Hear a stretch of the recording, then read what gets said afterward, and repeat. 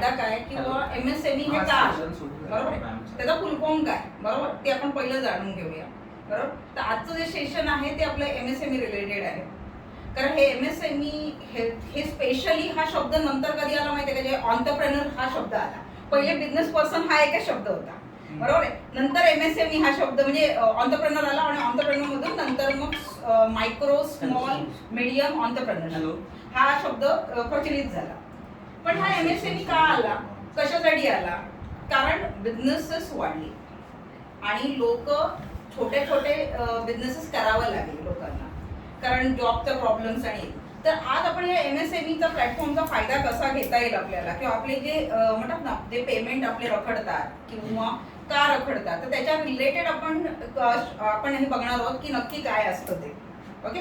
तर थोडीशी ओळख करून देते. I am advocate doctor Shivangi Jarkar. PhD झाले म्हणून डॉक्टर लावलेला आहे त्याच्यापुढे.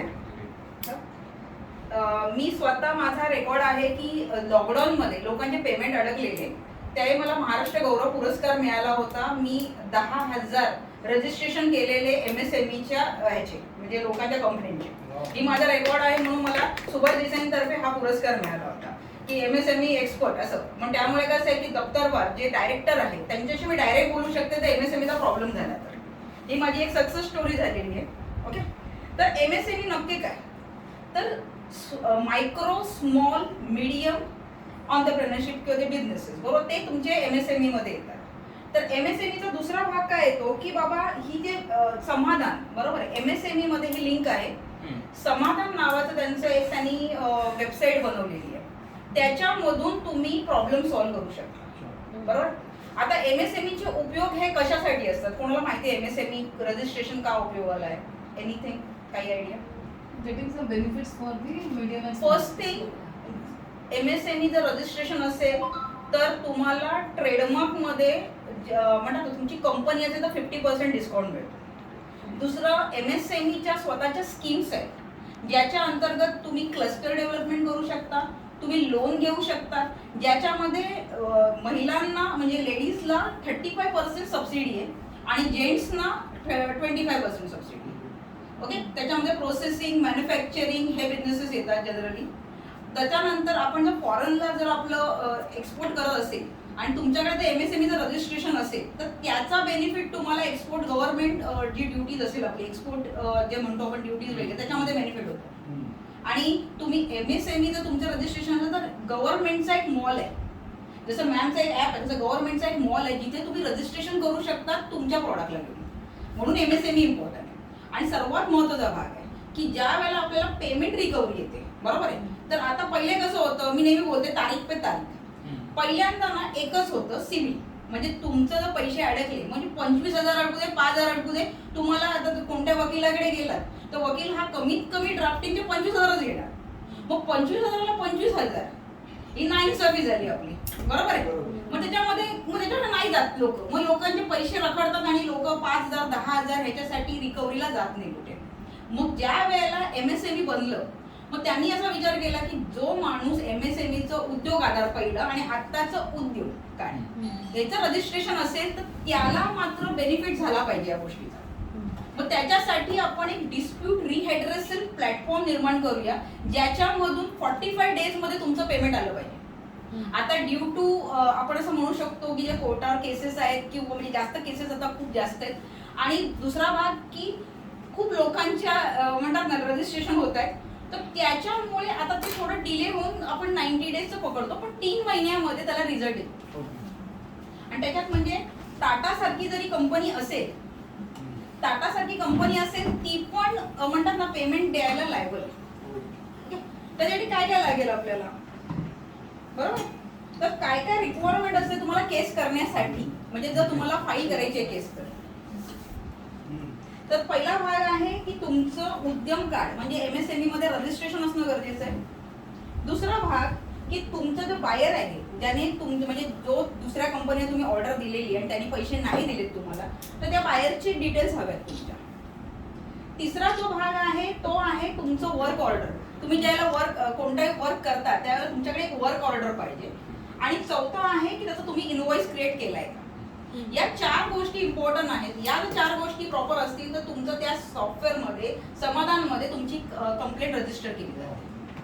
तर या गोष्टी जर असतील तर आपण इझिली करतो. आणि ह्याचा जो खर्च आहे बरोबर आहे तो एक 2-1 हजार रुपये. आता कुठे 25,000ची केस आणि कुठे 2,000 बरोबर. आणि ह्याच्यामध्ये तुम्हाला वकिलाची गरज नाही. वकिलाकडे गेला तर 2,000, नाही तर तुम्ही स्वतः करू शकता. जी काही फीस पडेल गव्हर्नमेंटची पोर्टलची ती तुम्ही भरू तुमच्या अमाऊंट प्रमाणे. आणि हे कशासाठी आहे की प्रत्येक गोष्टीला तुम्ही वकिलाकडे नको जायला. मोठा जो अमाऊंट असतो त्याला तुम्ही वकिलाकडे जा. कारण नसताना छोट्या 5,000 10,000 तुम्ही स्वतः करू शकाल याच्यासाठी. तर ह्या गोष्टीचा अवेअरनेस तेवढा होत नाही किंवा लोकांना माहित नाही. पण लॉकडाऊन मध्ये या पोर्टलचा सर्वात जास्त फायदा झाला. कारण लोकांचे पैसे रिकव्हरी आणि या सगळ्या गोष्टी झाल्या.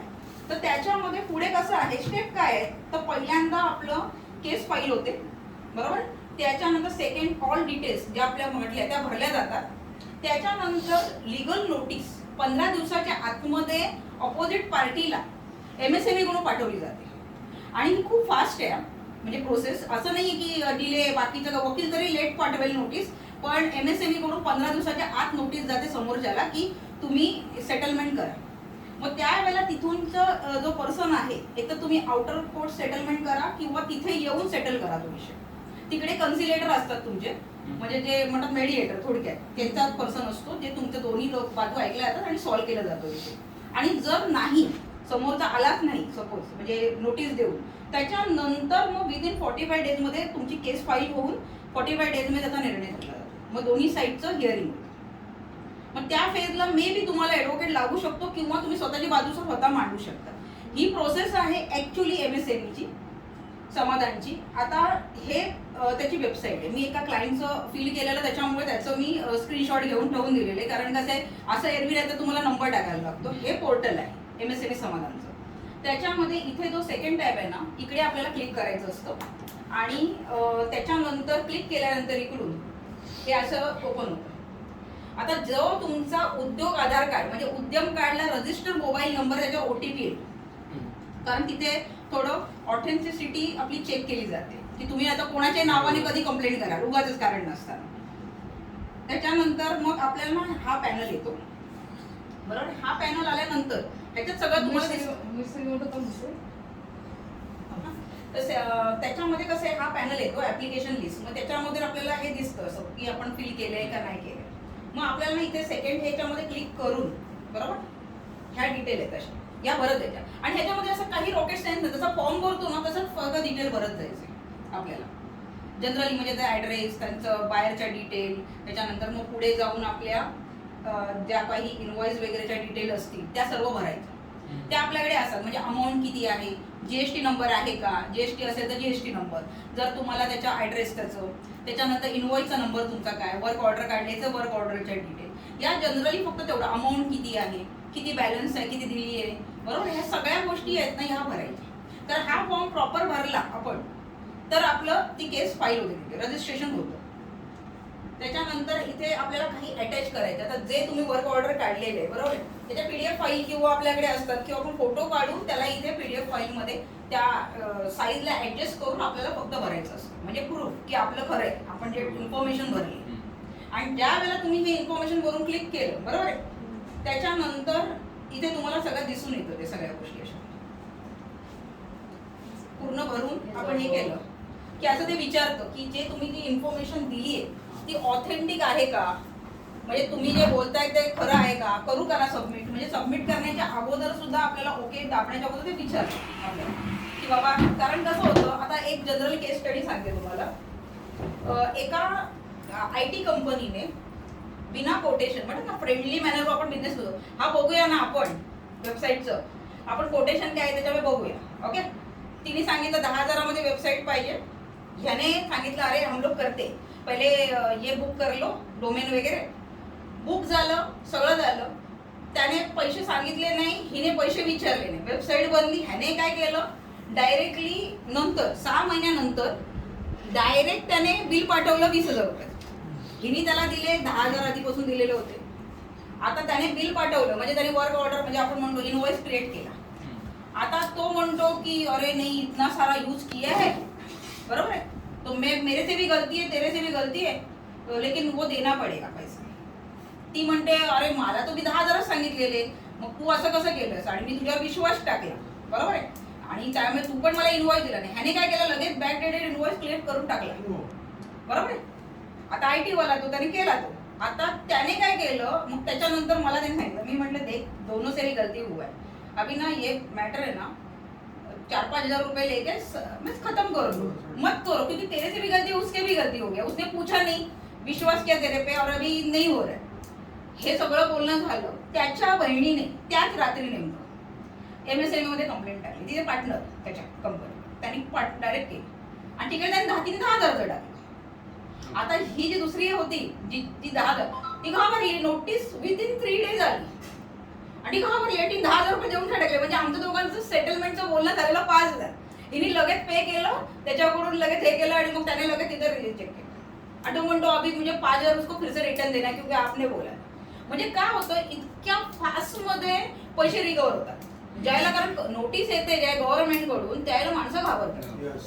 कारण बरे MSME ला गेलो तर एक सगळ्यांना एक सजेशन राहील, ज्यांचं रजिस्ट्रेशन नसेल त्यांनी उद्यममध्ये रजिस्ट्रेशन करा, फ्री ऑफ कॉस्ट आहे रजिस्ट्रेशन. दुसरा भाग आहे, तो नंबर आहे तुमचा उद्योग आधार कार्डचा, तो प्रत्येक तुमच्या बिलवर आणि इनवॉइसवर टाका किंवा तुम्ही जे लेटर तुम्ही ईमेल करता त्याच्यामध्ये टाका. कारण जर तुम्ही टाकाल ती गोष्ट तर त्याच्या समोरच्याला कळतं की बाबा ही व्यक्ती MSME मध्ये जाऊ शकते. एक छोटीशी सक्सेस स्टोरी सांगते या रिलेटेड.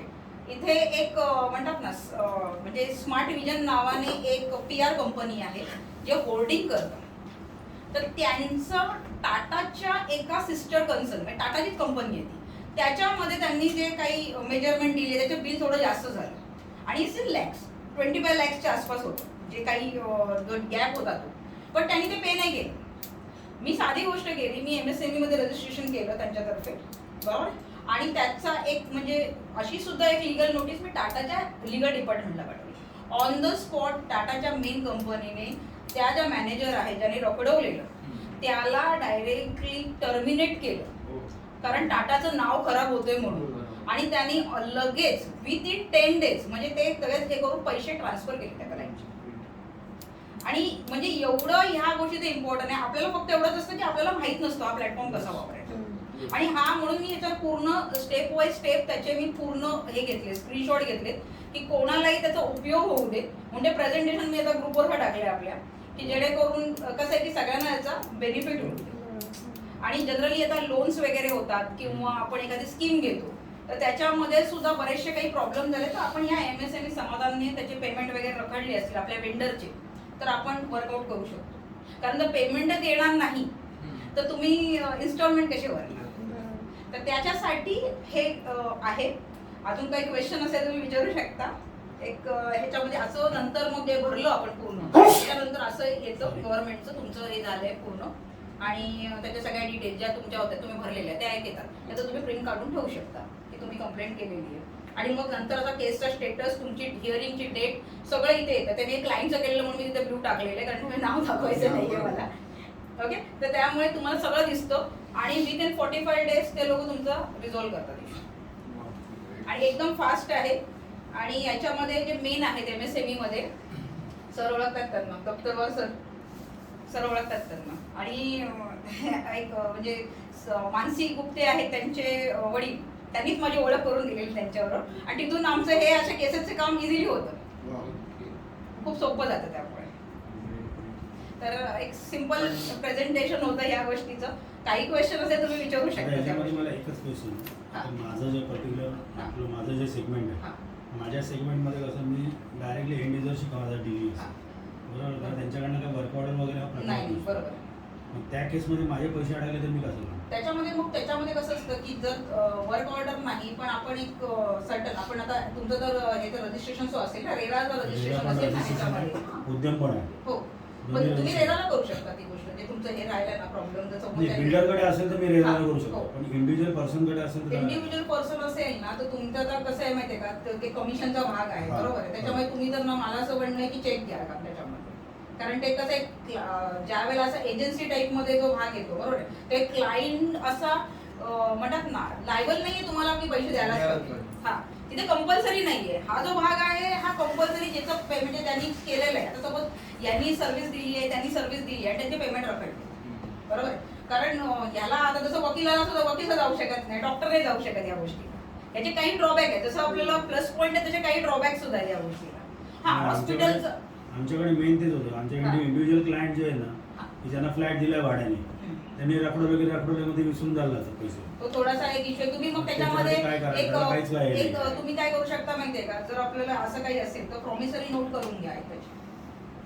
प्रॉमिसरी नोट आरामात आपण जे आपण हे करतो काय ऑनलाईन रजिस्ट्रेशन करतो हा त्याच्यामध्ये पॉईंट टाकला तर लायबिलिटी हा तुम्ही टाकू शकता, त्याच्यामध्ये टाकू शकता की तुम्हाला यू हॅव टू पे दिस तो करू शकता. त्याच्यामध्ये तुम्ही तिकडे सिक्युरिटी घेऊ शकता. तिकडे घेऊ हा, शकतो. तिकडे ते घेऊ घेऊन आपण याच्यावरनं त्याच्यात- टाकू शकतो. आता कसं सीए सीएस आणि डॉक्टर्स जे प्रोफेशनल आहेत जनरली असे, त्यांच्या बाबतीत तिथे ड्रॉबॅक येतो थोडासा.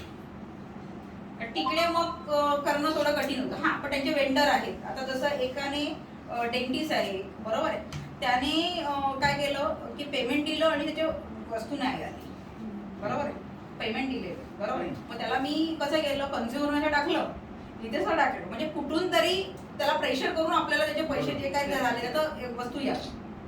तर ते कसं असतं की ते टॅक्टिक आहे तुमचं हे. पण जनरल जे आहे ते कसं आहे की हे डिले पेमेंट लोकांनी, आता छोट्या छोट्या बचत गट आहेत किंवा छोटे सेल्फ एम्प्लॉईड लोक आहेत, छोटासा बिझनेस करतात, त्यांच्याकडे ना प्रायव्हेट लिमिटेड आहे, ना त्यांच्याकडे LLP आहे, ना त्यांच्याकडे, ते लोक NCLT ला जाऊ शकत नाही कुठल्या गोष्टीला. आणि जर सिव्हिलला जायचं तर त्यांच्याकडे ऑप्शन आहे की 25-30 हजार रुपयाचा तुम्ही ड्राफ्ट टाकणार, बरोबर आहे, आणि 25,000चं बिल असणार, तर कसं होणार तुमचं मग? म्हणून त्याच्यासाठी म्हणून हे आपल्याला म्हणतात ना हे आहे. पण हा ड्रॉबॅक तुम्ही म्हणता असं आहे, पण तिथे आपल्याला मग कुठेतरी ऍग्रीमेंट वगैरे मध्ये तो कव्हर करावा लागेल. किंवा तुम्ही एक प्रॉमिसरी नोट घेऊ शकता त्याच्याकडून, किंवा एक पोस्ट डेटेड चेक घेऊ शकता. मग त्याचा आपण 138 मध्ये काम करून घेऊ शकतो की बाई पेमेंट त्यांनी हे नाही केलं. पण रेरामधून तुम्ही one pager agreement, one pager. You can just whenever somebody is giving you, they want to sell or buy, you can do one pager to and between the paper. Promissory note ma'am त्याच्यासाठी म्हटलं ना मी त्यांना 138 मध्ये आपला negotiable Check this one. Yes, yes, That yes. is for check this, but somebody is not paying him at all. Yes. So that one pager he can sign it. हम लोग इसमें